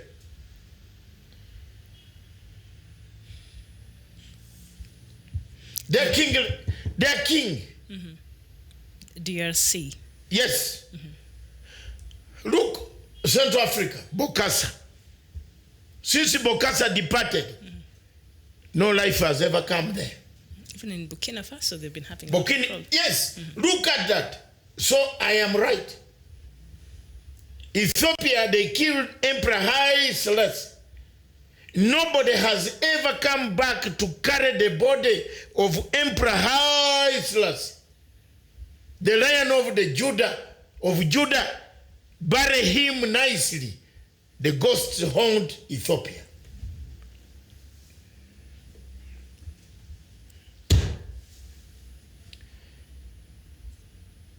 All right. Until they are buried nicely. In Congo, DRC Congo, that country will never be stable because we never buried Patrice Lumumba. The leaders of Congo should look for the body of Patrice Lumumba, even if they find where the soil is, and do a ceremony for Patrice Lumumba. Until that is done, forget it. Somalia, Siad Barre overthrew a very organized monarch, leaders, clan leaders. Until you do that ceremony, you are going to be divided left and right center, including this Abdulaziz Ahmed talking. He doesn't know it's that. Do a ceremony. Uganda, we did a ceremony.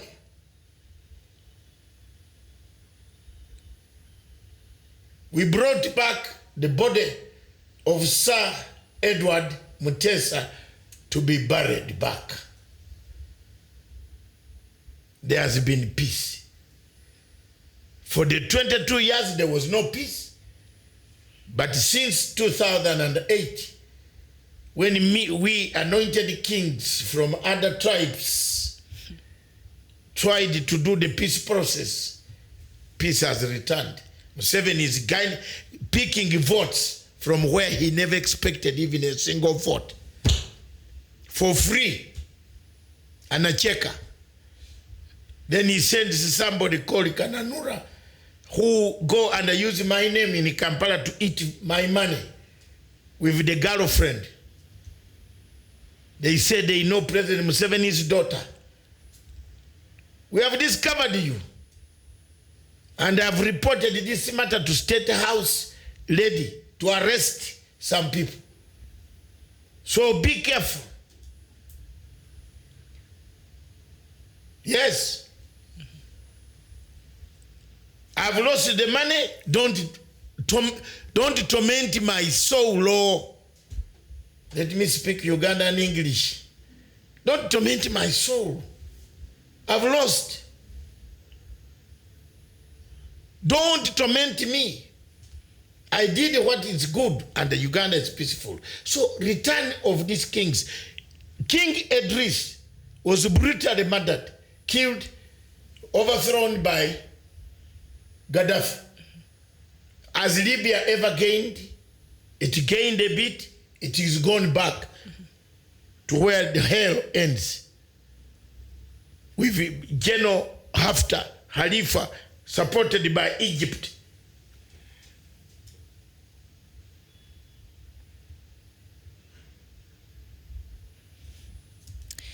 All right. So thank you so much. There's a question that was asked by Magwani Ken Lam.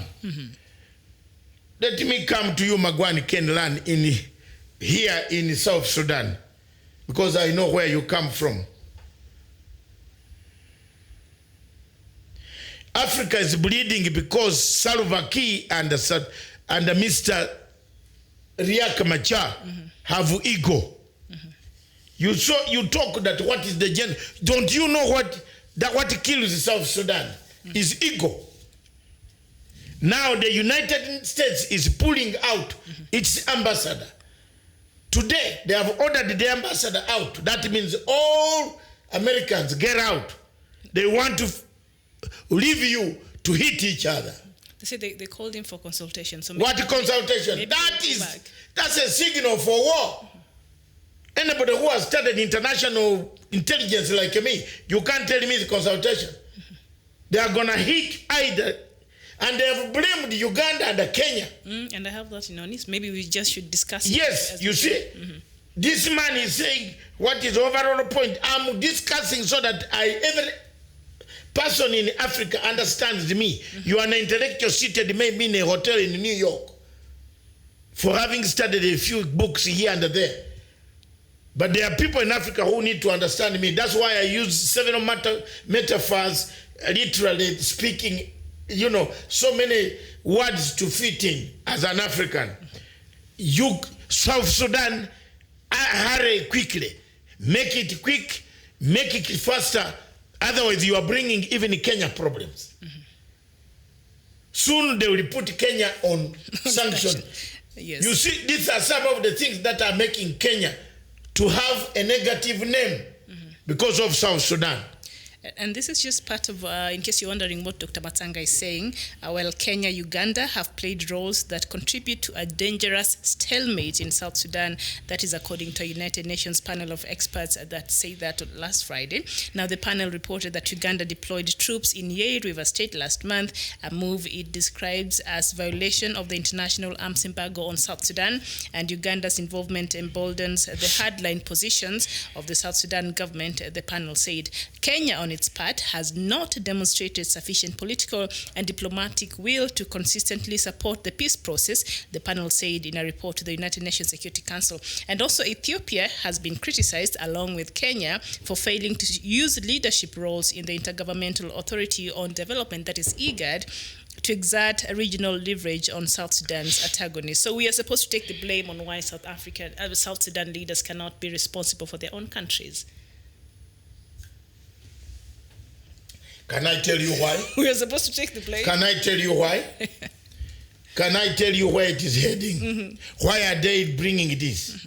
I told you here, always when you want to challenge Matanga, get all your facts, those who want me, and those who want to listen. This topic helps you. I told you there is Kenya vying for a seat at the United Nations Security Council. And it has put its candidature. There are 7 countries that have navy bases around the Red Sea port of Djibouti and other ports along that route. Out of the 7, 4 of them are Security Council permanent members. 4 of them? Yes. The 5th one is struggling. Out of the 5 permanent members? Yes. 3 3 of them have bases, plus another 4 countries. And which are not countries from Africa, because there's no African country that can have a base in another country. So, why this tainting of Kenya's image is coming is to put it on crossroads with Djibouti's position. You remember Djibouti yesterday, in one of the reasons why they want to table their bid on 2nd in the UN in New York is because they say Kenya cannot resolve conflicts. Have you seen that it ties with the report of the United Nations panel of experts? Yes. So, Security Council experts. So, was I wrong yesterday when I told you that my source in the UN that I have used for more than 27 years told me the truth? But also the part I really don't understand is that Kenya has not demonstrated a sufficient political and diplomatic will to consistently support the peace process. How can Kenya, why can't America? You see, America is dodging a question. Do we not have, we already have somebody that we sent there right now as we speak, the called NASA, what do you call him, Musyoka? Is he not working on the same matter? The country sent him, or who is there right now? In the South Sudan, yes. Yes. We have a representative there. And Kenya has been in the But front what lines. can Kenya do? If there's no will from its there's own no will leaders. from Sudan itself, from this so-called what? They don't have will. When you look at Dr. Riek Machar, his ego, when he comes out of his hotel room, you can see the ego. So what is Kenya supposed to do? When you look at Dr. General Salva Kiir, he doesn't want to listen. How can 2 leaders go in a meeting room with pistols, ready cocked? Each one says is cocked, and the other one is cocked. So there is no peace. There can't be peace. What can Kenya do? I just don't understand. Because I've not heard Kenya having troops in South Sudan. Has Kenya... I will not defend my own country because it is there. Because I know their tactics. As you only have the refugees? Yes. Kenya receives the refugees. A lot. And uses, helps them. Some of them become even money manufacturers, like the one who manufactured the money. But Uganda, yes, there's... But South Sudanese are not they don't have a lot of these bad habits. I don't know. There was only one man who was captured again by his fellow bad people also. But you hardly find them. They found him in Kampala. They caught him. You don't play with yes, I remember. Yes, you don't play with the general that side.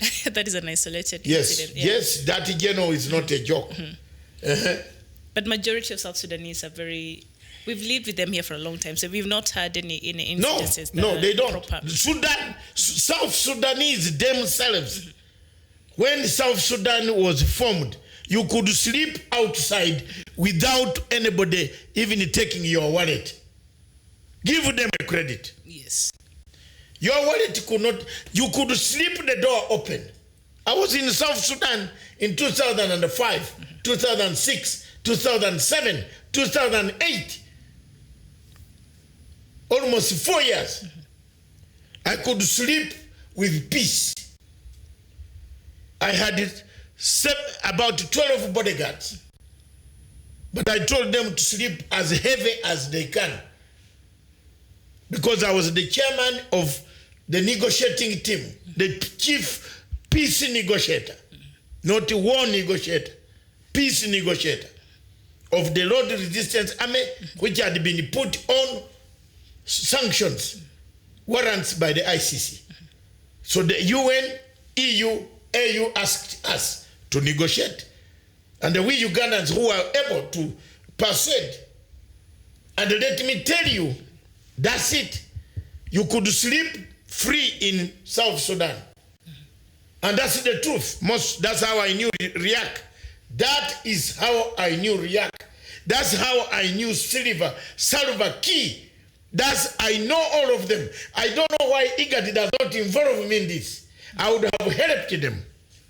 So why is this panel now blaming Kenya together with Ethiopia for not using the leadership roles in the IGAD? I think IGAD has not been the best in terms of negotiating the peace in South Sudan. You know what? But who can do a better job rather than South Sudan's leadership? I think tonight I was going not to do diplomatic leaks, but I will do it even if you go home, because yesterday you did. I will do it. Diplomatic leaks. South Sudan. Is it entering the tribunal? I told you. And of course, I told you, Miriam, listen to me. I'm your teacher here. You'll see me one day, remember me. South Sudan is heading for a UN tribunal. That report on Friday, that's the end of it. And I told Salva Kiir to be careful not to pay Reinberger, because Mr. Reinberger will deliver him to that same tribunal, and Matanga will be running to save an African head of state.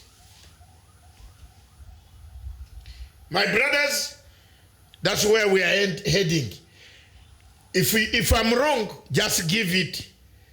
By February, there will be a tribunal set up by the United Nations, sitting in one of the African countries, where both Riek, his commanders, Salva Kiir, his commanders, Ugandan troops and their commanders, Ethiopian troops and their commanders. I've told you. And listen to me carefully. The country that has drafted this resolution is one of the most powerful countries in the world. So go ye God. I told you. Don't say this African did not tell you. all right. It is heading there. South Sudan is heading to the tribunal. IGAD, it doesn't want to listen. The Minister of Foreign Affairs here does not want to get to sit down with some of us who have solved the conflicts before. Some people have not even solved a problem between a cat and a rat. But they don't want to sit with us who have experience and ask what is wrong with the South Sudan peace process. The South Sudan peace process was wrong from the start. Do you know what they should have done? This man is saying, what can we do? Help us. I can. You win. If it wants South Sudan to have peace, let them do the following. Go to my document, www.panafricanforumltd.com, and look for breaking the cycle of violence in South Sudan. That is Matsanga. I wrote that document 3 days after the war had broken out. And I gave it to Madame Amina Mohammed, who was by then the chair of IGAD. I said, if this document is never utilized, don't talk about peace in South Sudan. Hallelujah. Today, I am vindicated. Okay? I'm vindicated. I told them, you can't solve peace. You can't negotiate when you are structuring political power. You have to negotiate when you have structured accountability first. Then, these men, the Americans, will leave you alone. But now, in South Sudan arrangement, I don't know where Kalonzo Musyoka is. He must be busy trying to fluke a way to find one of these places after the BBI today. I think Americans should not leave them alone. America needs to continue piling pressure. Yeah, it can, but Kalonzo Musyoka as should listen to this. If you are structuring American hypocrisy, South Sudan, don't structure the political power. You are killing the peace before it starts. Structure the accountability basis. Everybody will be with you. Change it, IGAD. You see the accountability basis. Start by asking, who killed 384,000 South Sudanese? There, some countries will even start going to the toilet. I know of one country in East Africa that will go to the toilet very fast. I'm telling you. Mm-hmm. And this resolution that is coming, it is not a joke. But when you talk, they think we are stupid people. That man. You know, some people, it is very bad when a man has children and is called that man. Mm-hmm. At least let my wife call me baby. She does. She respects me, David. But someone's wife calls me that man. That man. That man. I told you. Have you seen what they are planning now? They have now labeled Kenya as a frustrator of peace. Mm-hmm. Yet Kenya is vying for United Nations Security Council seat. Hey! And the people don't see this. Can't you see that? Can't you see it, you people? So they are fixing Kenya. They want to find a way of supporting Djibouti by fixing Kenya. Because that is the same argument that Somalia used, and also I think Djibouti used, that Kenya has failed to bring peace in the region. But now, in case you're wondering, the United States, a key supporter of South Sudan, said it was recalling its ambassador for consultations as it shows frustrations with dwelling leaders' failure to form a government. Secretary of State Mike Pompeo on Twitter said that he called back the ambassador, saying, I'll just quote his words, as we reevaluate our relationship with the government of South Sudan. Now, why this could be very important and paramount for South Sudan to pay attention is because the United States, which contributes up to $1 billion a year, and mostly in humanitarian aid for the young country, has been especially vocal in its exasperation over the lack of progress in South Sudan. So United States has really invested in helping the country of South Sudan. So that is why they feel they have vested interest in seeing that this peace process comes to pass. And initially, even before the 12th November deadline that never came to be, initially they had said, you know what, if this does not happen, if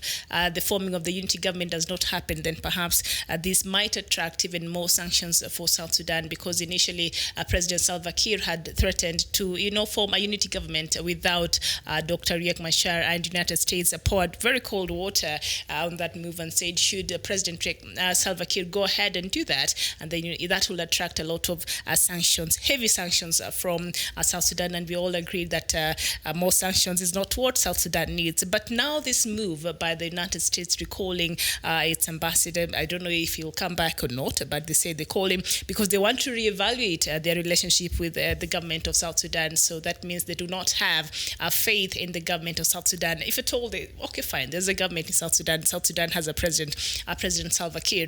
But on this report that was given to that the panel presented to the United Nations Security Council, I don't know what else that Kenya can do, because I know Kenya has been very vocal in trying to find peace in South Sudan, and indeed other countries in the region. But as we have always said here, it has to start with the leadership of South Sudan. You can cook food, put it on the table. If somebody does not want to eat it, you cannot force them. So until there's a will by South Sudan leadership to want peace for themselves in that country, then it will be easier for other countries now to come back and help them realize that. But as things has been, the leadership of South Sudan has not been very, committal or having a will to find a lasting peace in their own countries. So I don't know if maybe this is a conversation that we'll have later on in the evening, but I don't know if perhaps Kenya, I don't know if Kenya will write a protest letter over these findings, because I think Kenya would think that they've done enough. The country has done enough to support South Sudan. And I think we cannot, when you do a blanket condemnation like this, you're skating around the issues. I think this way they'll allow the leadership of South Sudan to the blame to be laid somewhere else, but not, where it should be. The ball should be dropped where it's supposed to be dropped, and that is on the leadership of South Sudan. Has there been a problem with how IGAD has been handling this matter? Yes. But at the end of the day, it is the leadership of South Sudan that has the mandate to make sure that they have a country that the people of South Sudan will be proud of. And wherever they need help from other players, they should ask for it. Instead, that has not been the case, Doctor. Thank you very much. I've said my piece. I think my piece is also equally the same, closer to you. Mm-hmm. And yours is an analysis. Mm-hmm. And we want to correct one thing. We didn't say there's fighting between KDF and... No, we said there is... some tension. Likely. Some build-up. No, tension. likely. Mm-hmm. If KDF... If the leader of Jubaland is hauled up in Mandela. You know, I'm an octopus. Nasikia, signal imekuja. This man is held up in Mandela, and the Ethiopian troops are looking for him. They have stopped him from going back wherever he is. Then one day they will start exchange. It's not a hype. But it's not. But it's the truth. The Faramijo is trying to bring a wedge between Ethiopia, Kenya and Eritrea. That is normal. He has brought in troops from Eritrea to Somalia outside AMISOM. And the Somali government is calling upon AMISOM troops to leave. That are not any of the two countries. So what do you think? It did. I don't know why they would even have a problem with that, because there are very information that has been verified that actually Somalia was not very comfortable with Kenya and Ugandan troops being at a certain place there in Jubaland and Somaliland. And so they wanted, if they will be allowed outside of the AMISOM, in arrangement that they have only Ethiopia and Eritrean armies there. So that really should boggle. That is just plain matter there. You could add 1 + 1 and get the answer to that. So I don't know why, because that is something that is there. Thank you very much. We would like to, anything else, we would like to cross over to State House. Mm-hmm. And our signal says we want to take our satellite right across the State House of the Republic of Kenya, where this document, the much awaited document. Do you call it a document? It's a draft report. A draft or a report? It's not a draft anymore, it's a report. It's a draft. No. Until it's accepted. Oh, I've been corrected in English language. No, I did my media law last week exam, so I know things. A draft report until the president accepts it and endorsed by the co-chairs. In whichever way it will be chosen. It's a draft, yes. Thank you. I'm learning from the younger generation. But I only wanted to make some sense of humor. Yes, indeed. Yes. So we shall cross over. We take a break. Anything else that we miss here? Namibia, I can see Angola. Well, Namibia, they're having the elections tomorrow. Gabon, a spokesperson for the president, has been detained in the capital over corruption charges. And also Tanzania's foreign minister has warned that the country could cancel its aircraft purchase order from Canadian company Bombardier after a new plane for the national carrier was seized over $33 million debt owed to retired South African farmers. So now Tanzania is taking issues with the Canadian plane manufacturer. And also Cameroon, very important information coming from Cameroon. And as Cameroonians prepare for local and parliamentary elections, young people have organized protests across the Central African state against the aging political leadership. And Cameroonian youths have been disrupting meetings. things have not been going very well for Paul Biya. So saying that they need the octogenarian leader to step down. So I think we've been saying this. Forget about even the Anglophone. What did I tell you? Even the young Cameroonians will get tired. No, of this what did I tell you originally? What did I tell you? Didn't I tell you that Biya is a walking dead man? That's what I meant. All right, and of course, Cameroonians' main opposition figure, Maurice Kamto, yesterday declared his party, the Movement of the Rebirth of Cameroon, would boycott the country's legislative and municipal elections that are scheduled to take place on February 9th, 2020. So that is also something that we'll be keeping an eye on. And also in Guinea-Bissau, counting that began, they went for the elections on Sunday, and the counting still continues. We've not received, the final results. So once we receive, we will let you know what's really happening there. And also in DRC Congo, protesters in the Democratic Republic of Congo stormed a United Nations peacekeepers camp and burnt the town hall in the eastern town of Beni. The security forces fired at the demonstrators in an attempt to disperse them. So the protesters are very angry about what they say is a failure of the authorities to deal with an armed Islamic group which has killed dozens of people in the region. That is is it Al-Shabaab that has found its way in the DRC that is now causing mayhem? And I think they've teamed up with the locals there. And so the locals were very agitated. So instead of going out and finding Tshisekedi's government, they went to burn down the United Nations peacekeepers camp. So let's see the report, how the United Nations will respond to that. And I hope Kenya responds to that information from that panel that presented that to the UN. I think Kenya needs to respond to that. Ministry of Foreign Affairs. I would like to know how Kenya responds to that report also.